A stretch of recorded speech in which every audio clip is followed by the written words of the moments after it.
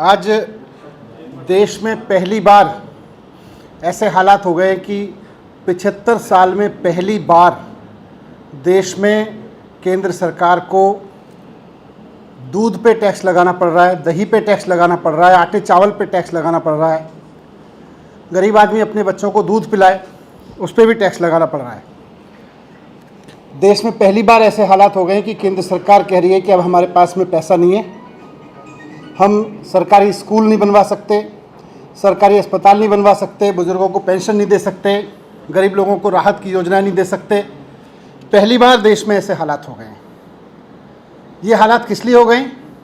क्योंकि इन्होंने देश में टैक्स पेयर्स का दिया हुआ पैसा मोदी जी के दोस्तों की तिजोरी भरने पर लुटा दिया।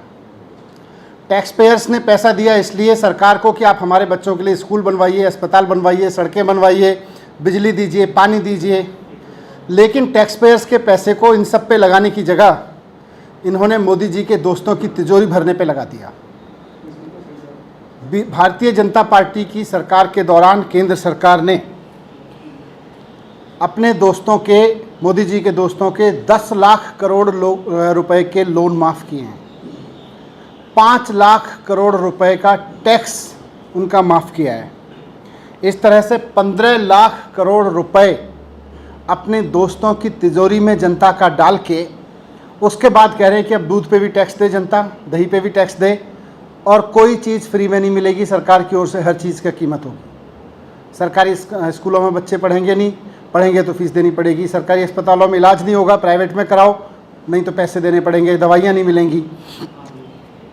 जब इनसे पूछा जाता है कि ऐसा क्यों हुआ, 75 साल में देश के इतिहास में पहली बार ऐसा मौका क्यों आया कि ये कदम उठाने पड़े, तो ये फिर इधर उधर की बात करने लगते हैं। आज भारतीय जनता पार्टी के नेता संबित पात्रा जी ने भी, मुझे लगा शायद इसका जवाब देंगे, मैंने उनकी पूरी पीसी देखी, इधर उधर की बात करते रहे। मनीष सिसोदिया ये है, दिल्ली सरकार ये है, वो सारा ठीक है, चलो अब बताओ कि अपने दोस्तों की तिजोरी भरने के लिए आपने देश का खजाना इतनी बुरी हालत में क्यों पहुंचा दिया कि आज आपके पास में स्कूल खोलने के पैसे नहीं है, अस्पताल खोलने के लिए पैसे नहीं है। आप कह रहे हैं कि दूध दही पे भी टैक्स लगेगा लोगों के। इतनी बुरी हालात में देश की अर्थव्यवस्था को क्यों पहुंचा दिया?